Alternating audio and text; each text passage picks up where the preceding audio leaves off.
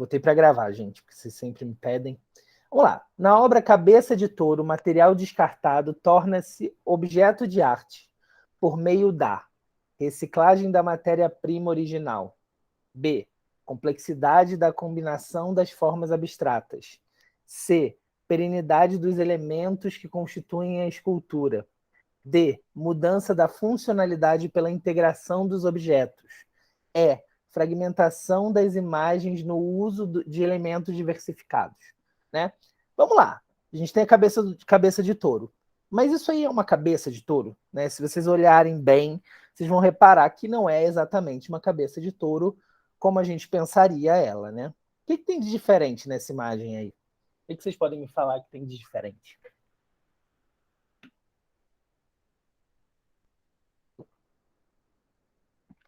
Eu acho que foram dois tipos de materiais. O material Exato. parece ser o mesmo, né? Parece ser um aço, hein? Foram assim, né? Juntados para formar a cabeça. Assim, gente, se eu falar para vocês, Tainá, se eu falar para você que esse chifre, na verdade, é uma haste, né? Parece uma haste de uma parte de uma cadeira, ou então guidão de bicicleta, né? Aquela parte de cima da bicicleta. Pode ser que seja, né? A gente não sabe. Né? O Picasso que inventou esse objeto muito louco aí. E o de baixo lembra o guidão da bicicleta, não lembra? A parte que a gente senta. Verdade. Sim, Uma lembro bicicleta mesmo. muito velha, né? Na verdade é velha, porque ela parece ser muito velha, né? Porque ela tá com uma ponta, assim, tá esquisito. Parece que é uma bicicleta da década de 20, né? Esses dois elementos formam, né, de elementos que não tem nada a ver, não se assemelham à cabeça do touro, formam uma cabeça de touro, né? Primeira coisa. E aí vou deixar vocês responderem a questão pensando nisso. Vamos lá. B, D. Vamos lá, Larissa. B. Complexidade da combinação de formas abstratas. A gente tem formas realmente abstratas, né? A parte da cadeira, né? Essa partezinha assim, jogada no espaço não lembra a cadeira, né? O guidão não, o assento da cadeira, do assento da bicicleta não lembra qualquer coisa, né? A gente tem uma combinação de formas abstratas e isso é complexo. Mas isso torna esse objeto arte só por ser complexo? Eu diria que não. Vamos lá, vamos ver a D que o pessoal está respondendo. Mudança da funcionalidade pela integração dos objetos. Né? Esse objeto era uma bicicleta. Ele se tornou um objeto de arte por conta da montagem que o autor fez. Né? Ele transformou a bicicleta numa cabeça de touro. Beleza? Então a mais correta é a D. A B, não é que a B não esteja certa. Quem respondeu a B? Esqueci aqui. Não é que a B não seja a certa, né? Mas a D está mais correta ainda, porque a partir da transformação dos elementos da bicicleta para formarem uma cabeça de touro, aquilo deixa de ser um material de corrida, né, de esporte ou de qualquer coisa assim, para se tornar um objeto de arte. Alguém tem alguma dúvida? Gente? Não. Gente, a primeira questão, que ficou meio doida, eu vou mandar o gabarito para vocês, tá? Todas as questões aqui eu vou mandar o gabarito, porque a primeira realmente ficou confusa no início da aula. Ó, justa posição de elementos díspares. Eu tô maluco. É porque o homem jamais se olharia de frente. Eu acho que é isso, né? O homem jamais se olharia de frente, né? Jamais se olharia de costas. E aí são elementos díspares de um homem no espelho. Beleza? Beleza. Quem tem alguma dúvida? Ninguém? Tranquilo, eu tenho dificuldade com essa questão, porque, tipo assim, por ser a mesma pessoa, né? A mesma costa da pessoa, né? Aí eu não olharia como coisas diferentes, né? Diferentes, mas o díspare aí está na ideia de que, se olhando diante de um espelho, a pessoa se vê de costas. É muito mais isso do que... Tá, entendi. Entendeu? Uhum. Então é díspare, não faz sentido um homem se olhar no espelho e se olhar de costas. E aí agora faz sentido. a questão dá uma pirada em alguns momentos. Ela fala de passadismo, enfim. Coisas que não estão no texto, né? Eu diria para vocês olharem o texto, porque o texto é mais importante do que qualquer outra coisa, né? Numa prova do Enem. E aí vamos para o grupo modernista da primeira fase. Eu vou tentar começar a primeira fase, dar a aula toda da primeira fase, e da Drummond, que é da segunda, né? A gente vai começar a apontar Drummond. Manuel Bandeira, Mário de Andrade e Oswald de Andrade. Provavelmente vocês já ouviram esses nomes em algum lugar, né? São nomes muito importantes. O Manuel Bandeira é daqui do Rio de Janeiro. Mário de Andrade e Oswald de Andrade são de São Paulo. E eles formam esse primeiro grupo, né? Não, obviamente o grupo não está só neles, é um grupo enorme de outros autores, mas a gente precisa pensar, né, cada um desses autores. E o mais importante é que são esses três, né? Os que mais caem, na verdade. Vocês não vão ver outros com tanta regularidade. E aí começo com Oswald. Oswald é o líder, né? Eu diria do movimento, né? O líder inflamado desse movimento. O Oswald é... Alguém já ouviu falar em Tarsila do Amaral? Sim. Eu já. Não tem como não passar pela Tarsila, gente. A Tarsila é a mulher do Oswald, né? Ela se casou com o Oswald. E o Oswald sempre foi muito aquele cara inflamado. E na questão da linguagem, por exemplo, a linguagem era muito importante para ele. A renovação da linguagem. O Oswald tem uma frase que talvez sintetize todo o pensamento dele. Algum dia o povo vai comer o biscoito fino que eu produzo, né? O biscoito fino, lembra aquele biscoito que vem numa lata? Né? É uma latinha e o biscoito é açucarado. Vocês já comeram aquele biscoito bem antigo, biscoito de velho mesmo, Já aquele comi. biscoitinho. Que até a embalagem, geralmente as vós guardam agulha. Isso, biscoito de vó. O biscoito de vó, Larissa. Esse biscoito de vó é o biscoito fino que ele está falando. Então, o biscoito fino que eu produzo, o povo ainda vai conseguir se alimentar dele, provar ele. Né? E aí ele vai popularizar a linguagem. Vamos ler esse texto aqui do Oswald. Dê-me um cigarro, diz a gramática do professor e do aluno, e do mulato sabido. Mas o bom negro e o bom branco da nação brasileira dizem todos os dias: deixa disso, camarada, me dá um cigarro. Aqui a gente tem, né, a ideia é que nunca você vai falar pela norma gramatical comum, nunca, né? Isso não existe.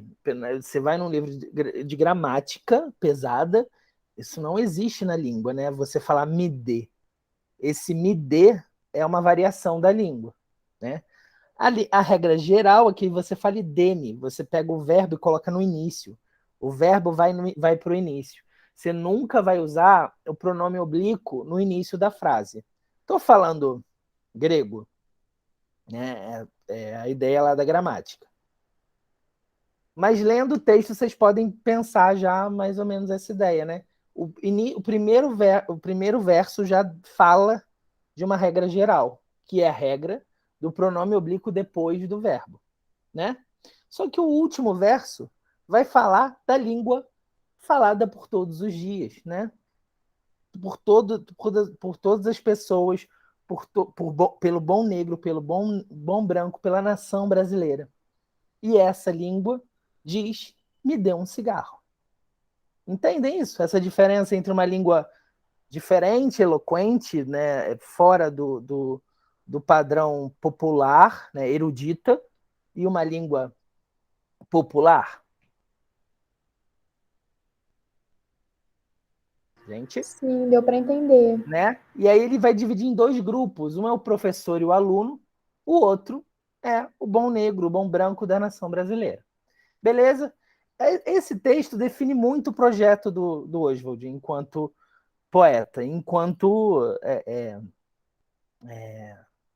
líder, né, desse grupo. Outro comentário que eu preciso fazer assim, nessa aula. Tem um momento, né, em 1922, que é mais ou menos nessa geração, que se chama Semana de Arte Moderna. Né? E aí o Oswald, o Mário, o Bandeira não vai estar lá, mas um texto vai ser lido lá, do Bandeira.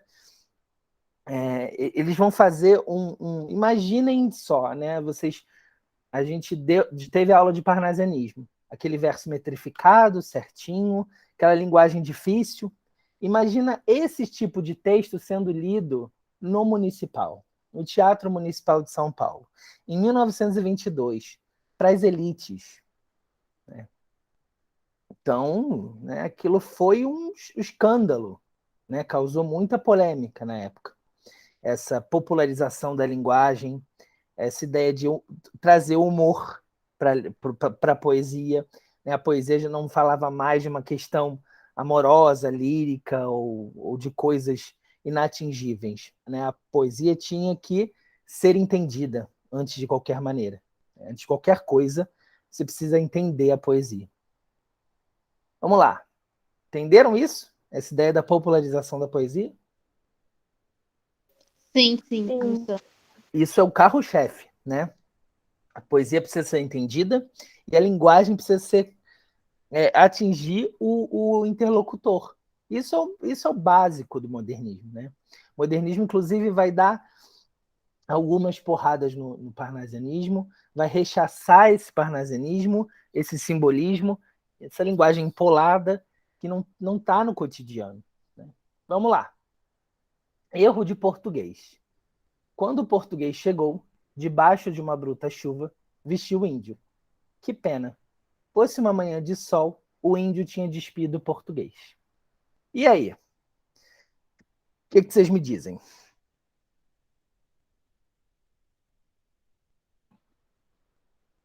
A gente tem o título do texto. O título do texto já é ambíguo, né? Erro de português.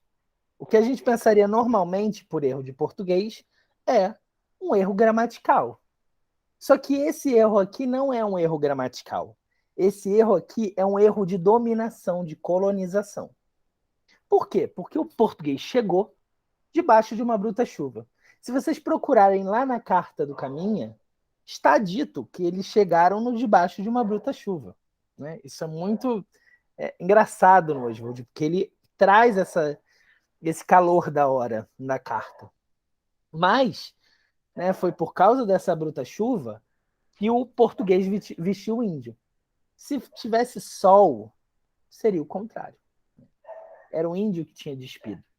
Então, toda dominação é simbolizada para o Oswald como se fosse uma coisa, né, um contexto aleatório, uma conjuntura bem rápida, aquela coisa assim, aconteceu, pronto, e foi isso. Né? A dominação não foi tão isso tudo que vocês estão pensando. Mas tem a ideia do se fosse uma manhã de sol, o que ressalta ainda mais a ideia de que o índio, né, vamos pensar o indígena, como possível dominador do português, a inversão dos papéis. E o modernismo prega muito isso, essa inversão de papéis, né? O dominado sendo dominado pelo dominador, né? No final das contas.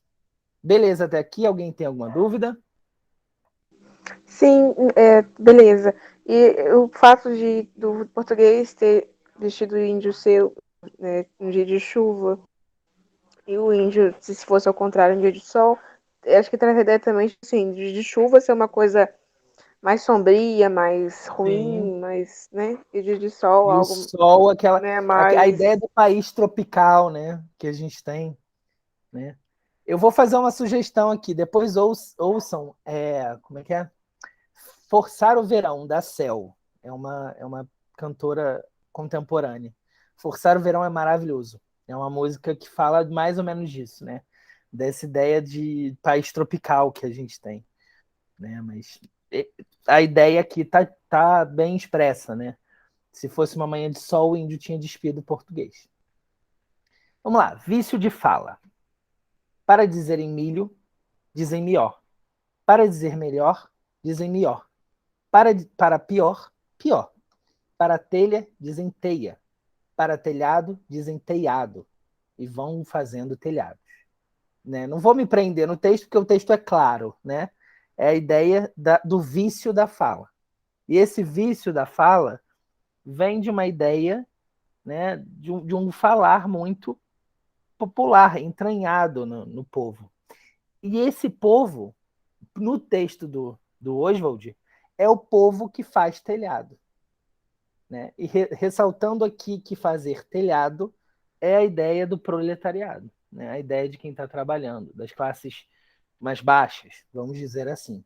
Essas classes mais baixas, né, as classes com menor poder aquisitivo, falam dessa maneira. Né? Beleza? Sim. Tranquilo? Vamos lá. Beleza. Vamos fechar o Oswald, porque senão eu vou ficar meia hora aqui só no Oswald, né? Vou ler só mais esse do Oswald.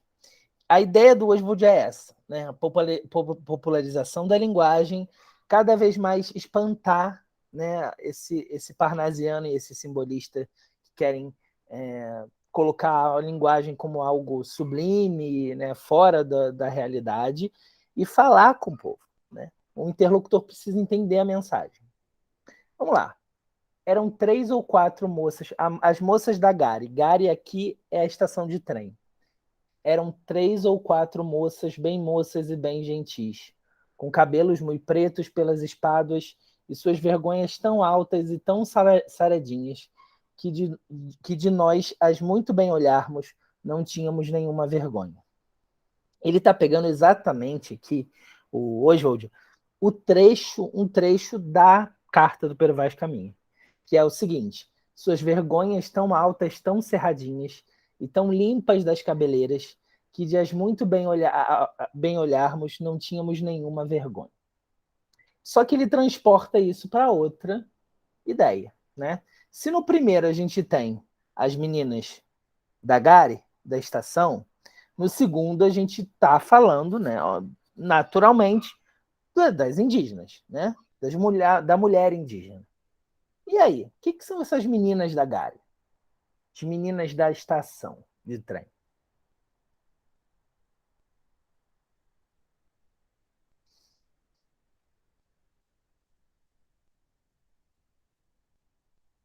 Ninguém? Estação de trem, gente. Talvez prostitutas? Não sei. Exatamente, Tânia. Né? O Oswald está transportando a ideia, né, da carta para uma questão atual. E a linguagem da carta é extremamente sensual e machista, vamos dizer assim, em algum momento. Esse machismo transportado para 1920, né, vira a prostituição, porque a única possibilidade de ter essa linguagem em 1920 com uma mulher seria se ela fosse uma prostituta, né? Então, de alguma maneira, aqui hoje onde está trazendo a linguagem do português, né, de 1500 e analisando ela, né? Se anos depois isso fosse dito, seria dito para prostitutas. Portanto, a carta de Pero Vaz Caminha é extremamente opressora com as mulheres, opressora com o indígena, opressora com essa população. Beleza, até aqui? Beleza, Beleza. professor. Temos uma questão ainda. Vamos lá, eu vou deixar vocês fazendo, deixar vocês lerem um pouquinho, 2 minutinhos para vocês fazerem.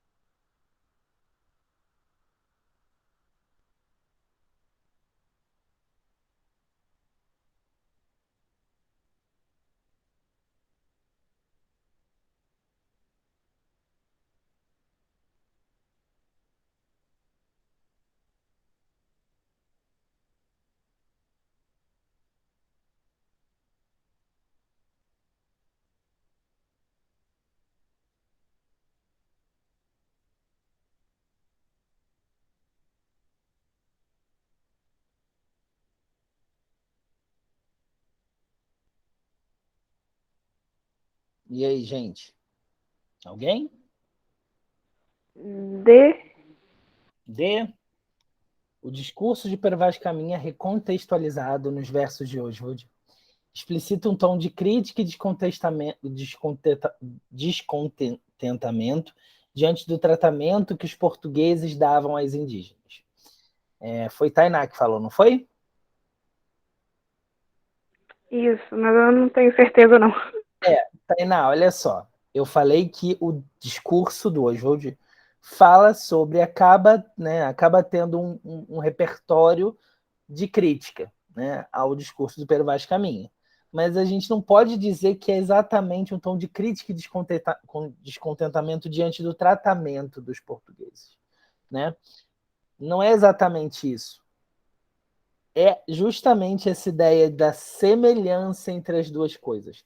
A semelhança entre o tratamento das mulheres, né, na estação de trem e na carta.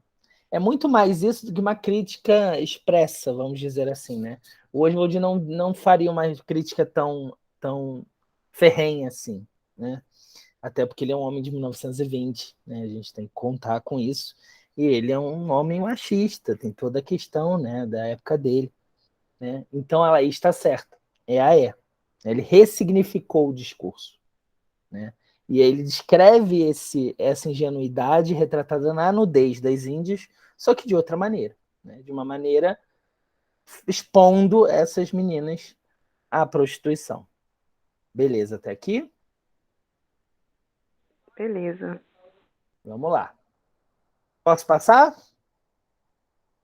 Pode Alguém sim. tem alguma dúvida? Gente, esses autores são muito complexos, então assim, cada autor acaba sendo uma ilha, tá? É bem, a partir de hoje a gente vai ver autor por autor.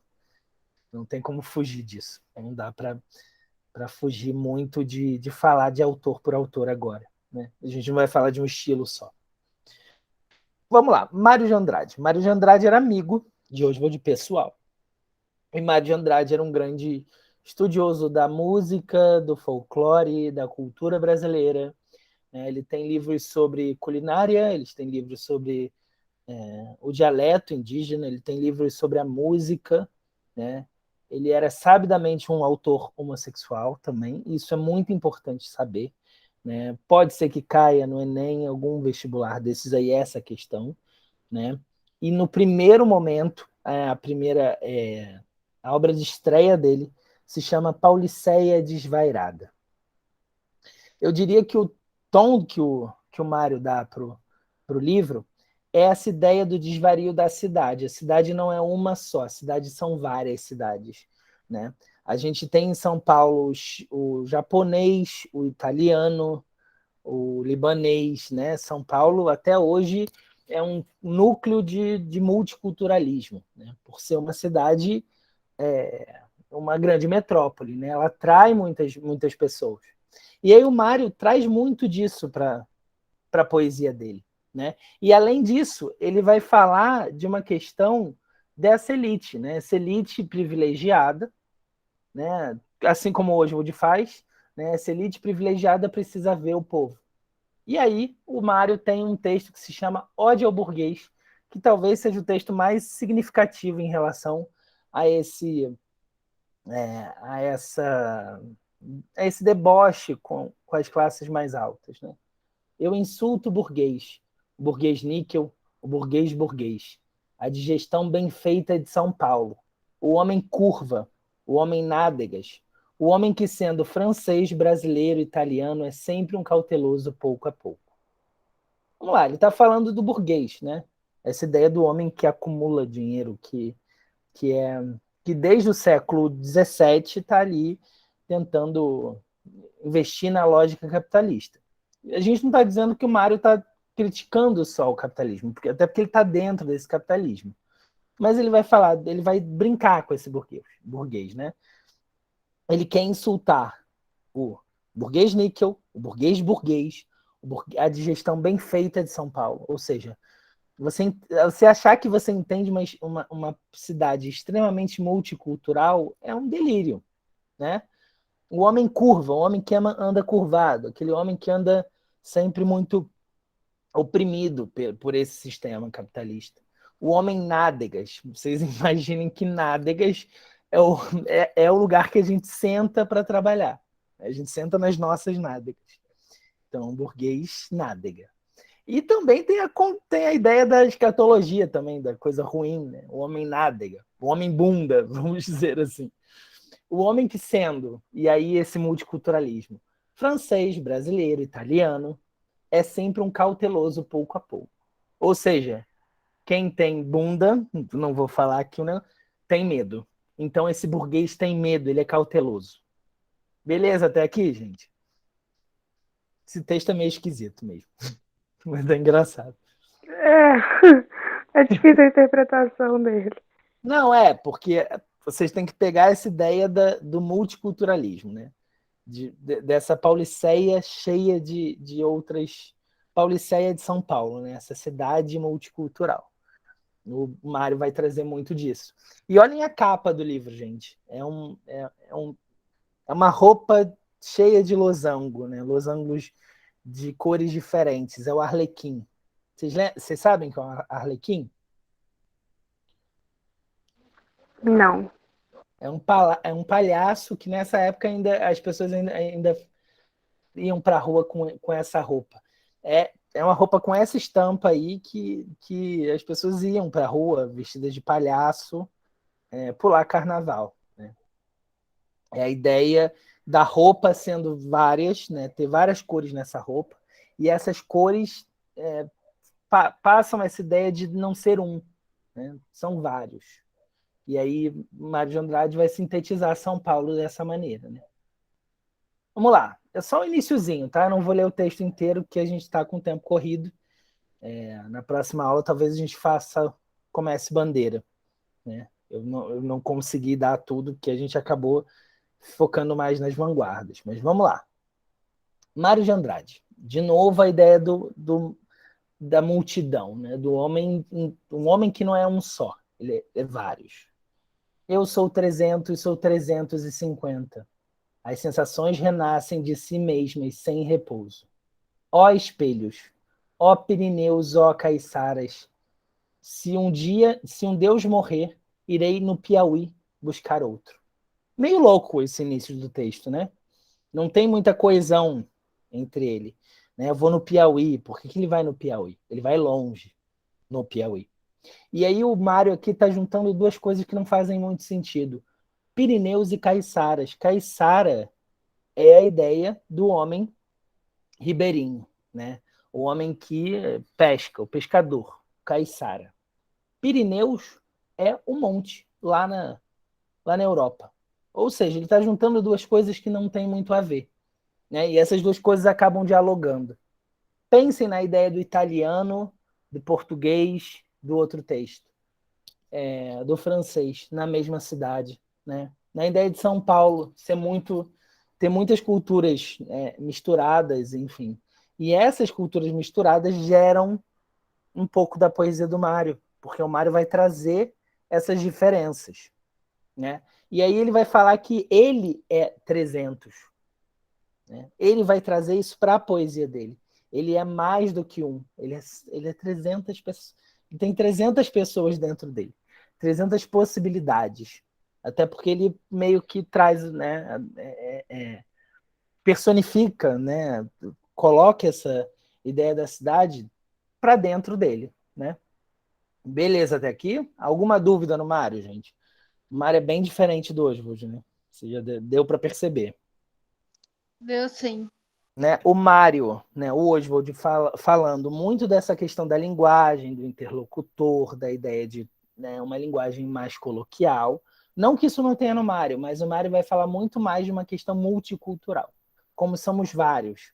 E aí, se vocês lerem Pauliceia, depois eu até coloco no Classroom, se vocês tiverem alguma curiosidade, o texto é cheio de vozes. Né? Você tem uma voz de alguém ali, alguém aqui, e vocês têm que pegar, porque, né, de um verso pro outro ele muda de personagem no texto. Vamos lá. Macunaíma eu vou pular, porque aí a gente faz uma aula de prosa e aí a gente vê Macunaíma em si. Mas... Não, gente, vamos para Macunaíma, porque a gente já mata Macunaíma de uma vez. Tá bom. Macunaíma era um negro, né? A priori, ele é um homem negro, mas com toda a ideia do índio, né? Inclusive, o Mário de Andrade vai falar que ele era um índio. É um livro que foi lançado logo depois do Pauliceia, um pouquinho depois, acho que é de 1926. Estou chutando aqui porque eu não vou lembrar exatamente a data, mas ele é dessa época. O Mário de Andrade vai, inclusive, debochar do Iracema do Alencar. A gente viu isso lá na aula de romantismo na prosa. Por quê? No início do texto do José de Alencar, né, lá no século XIX, ele vai falar que no meio da mata virgem nasceu Iracema, a virgem dos lábios de mel. E aí ele começa o texto dele falando: no fundo do mato virgem, não é mata virgem, né? Ele vai brincar até com isso. No fundo do mato virgem nasceu Macunaíma, herói da nossa gente. Era preto retinto e filho do medo da noite. Houve um momento em que o silêncio foi tão grande, escutando o murmurejo do Uriracuera, que a Índia, Tapanhumas pariu uma criança feia. Ou seja, foi só por causa do murmurejo do rio. Né? Por aí você já vê que é um texto extremamente cômico. Né? Ele vai apelar para a ideia do riso, né? Do humor. Essa criança que chamaram de Macunaíma. Já na meninice fez coisas de sarapantear. De primeiro, passou mais de 6 anos não falando. Se o incitavam a falar, exclamava: ai, que preguiça, e não dizia mais nada. Enfim, vou parar por aqui, mas a ideia do Macunaíma é a ideia do brasileiro, né? A ideia mítica do brasileiro. A ideia desse brasileiro que é preguiçoso, desse brasileiro que não quer muito falar, não quer se expressar, não tem preguiça né? Inclusive, a primeira fala dele é sobre preguiça. Ai, que preguiça, não quero isso. E aí Macunaíma começa, né? Ele faz viagens no Brasil inteiro. Inclusive tem uma passagem em que Macunaíma chega em São Paulo, olha para as máquinas, né? Lembrando que a gente está no início na segunda Revolução Industrial, nessa época. Macunaíma chega e fica horrorizado com aquelas máquinas, né? Então, o próprio modernismo não assimila as máquinas, né? Essas máquinas são como monstros para ele, né? Macunaíma acaba trazendo essa ideia do anti-herói. Por quê? O herói é um homem que tem valores, que está fazendo bem para o grupo dele. O anti-herói é aquele que acaba fazendo bem, mas não quer fazer o bem, né? Ele não está tão interessado em ser um herói. Lembra? Vocês já viram Deadpool? Sim. É o Deadpool. O Deadpool é aquele que tá vivendo e as coisas vão acontecendo, né? Ele não tem aquela característica do herói que é o Super-Homem ou o Batman. O Macunaíma é muito isso. Ele está ali vivendo ao gosto da própria existência dele. Ele não está muito preocupado em fazer alguma coisa. Mas acaba acontecendo. Beleza, até aqui? Beleza, beleza. Vamos lá. Tranquilo? A ideia do Macunaíma? E aí o mesmo homem que escreve Pauliceia, né, que fala sobre a cidade, sobre essa ideia de multicultural, de várias vozes, vários homens, né, que vivem, eu sou 300, vai falar também da ideia do índio. Só que não é um índio comum, convencional, é um índio, inclusive, que é negro. Ou seja, tem aí um processo de quase surrealismo na escrita, né, na caracterização de personagem do Mário de Andrade. Beleza? Vamos lá. Mário de Andrade. Questão do Enem de 2012. O Trovador. Sentimentos em mim do asperamente dos homens das primeiras eras, as primaveras do sarcasmo intermitentemente no meu coração arlequinal. Arlequinal, lembrando que é a ideia do arlequim na página do livro dele. intermitentemente. Outras vezes é um doente, um frio, na minha alma doente, como um longo som redondo. Aí ele vai simular, né, o som de um instrumento musical. Estranho, né, ele simular assim, mas vamos lá. Cantabona, cantabona. Dloron, né, Dloron, como se estivesse, de alguma maneira, tocando aquele instrumento. E aí depois, o último verso, sou um tupi tangendo um alaúde. Tupi é o índio, né? A ideia do indígena. Alaúde é um instrumento medieval. Lembram do trovadorismo? O alaúde é um instrumento do trovador medieval. Vamos lá. Cara ao modernismo, a questão da identidade nacional é recorrente na prosa e na poesia de Mário de Andrade. Em O Trovador, esse aspecto é abordado subliminarmente por meio de expressões como coração arlequinal, que evocando o carnaval remete à brasilidade. Verificado já no título, que remete aos repentistas nordestinos, estudados por Mário de Andrade em suas viagens e pesquisas folclóricas. Lamentado pelo eu lírico, tanto no uso da expressão como sentimentos em mim do asperamente, alma doente, como pelo som triste do alaúde, Dloron, né? Problematizado na oposição entre tupi, selvagem, alaúde, civilizado, apontando a síntese nacional que seria a proposta do Manifesto Antropófago de Oswald de Andrade. Né, Oswald de Andrade acaba, o outro autor, né, que a gente viu, acaba propondo essa questão, né, da síntese nacional. Isso é verdade, tá?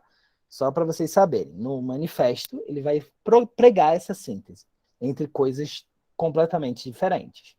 Mas vamos olhar a alternativa melhor. Exaltado pelo eu lírico que evoca os sentimentos dos homens das primeiras eras, para mostrar o orgulho brasileiro por suas raízes indígenas. Vou dar um tempinho para vocês fazerem.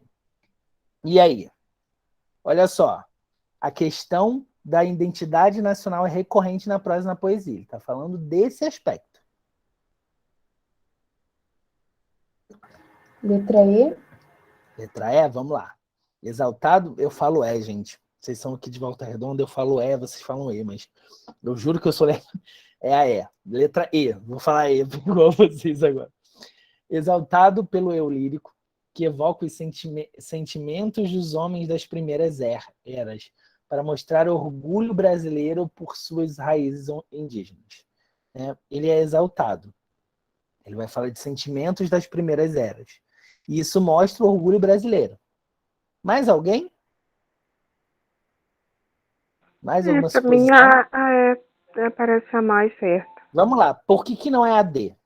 Problematizado na oposição tupi, selvagem e alaúde civilizado, apontando a síntese entre uma coisa e outra. Eu não vi esse elemento de oposição no texto aqui, não. Não é exatamente oposição, isso, Laís, né? Não é porque ele falou tupi e alaúde que uma coisa é civilizada e a outra é arcaica, né? Não faz o menor sentido. A C, por que não é a C?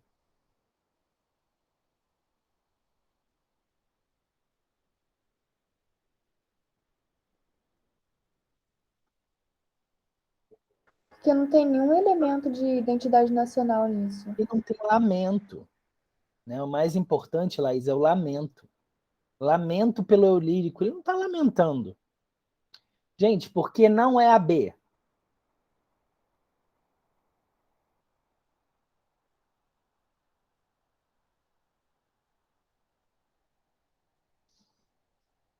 Gente, a B, né, o trovador não é um repentista nordestino. O trovador é um poeta que canta medieval. A gente viu aqui lá nas primeiras aulas do ano, né? A gente viu isso lá no iníciozão do ano, em março. Lembram disso? Não tem nada a ver com a cultura nordestina. Abordado subliminarmente por meio de expressões coração arlequinal, que lembra carnaval, que lembra Brasil. Completamente doido, né? Não é subliminarmente. Inclusive, isso é quase imediato na poesia do Mário. Mas o Arlequim não é um elemento brasileiro, é um elemento italiano. Veio lá da comédia dell'arte, veio lá da Itália. Então não é, obviamente não é um elemento brasileiro. Ele pode ser associado pelo carnaval, através do Carnaval Brasil, mas não é, né? Portanto, não, gente, é a D. Resposta é a E, tá? Não é a D. Fiquem tranquilos que... Vamos lá. Aí dá para fazer mais uma? Gente, eu vou começar o Manuel Bandeira. Posso começar? Rapidinho, bem rapidinho. Que aí a gente faz questão na próxima aula. Beleza? Sim. Vamos lá. Manuel Bandeira. Manuel Bandeira é um homem que nasceu no Rio. A contragosto, né? Ao oposto de Mário Oswald. Então, quando a gente pensa em Manuel Bandeira, a gente está pensando num homem mais velho também do que a geração de Mário Oswald. E ele vai praticamente batizar o modernismo. Por isso que ele está nessa aula. Porque Manuel Bandeira não é um poeta lá tão de traços modernistas. Ele pode ter falado de alguma coisa, né, dessa ideia de revolucionar a linguagem, de uma linguagem mais coloquial, que o interlocutor entenda, mas, por outro lado, né, ele não estava ali tão presente na semana de 22, ainda que no início dessa aula eu tenha colocado uma foto dele entre o grupo, ele era um pouquinho apagado ali, né? Até porque a semana de 22 pregou muito mais uma ideia de São Paulo, né? Os autores paulistas foram muito mais privilegiados, né? Nessa questão. O Manuel vai ter uma ideia, o Manuel Bandeira vai ter essa ideia de um desejo insatisfeito, né?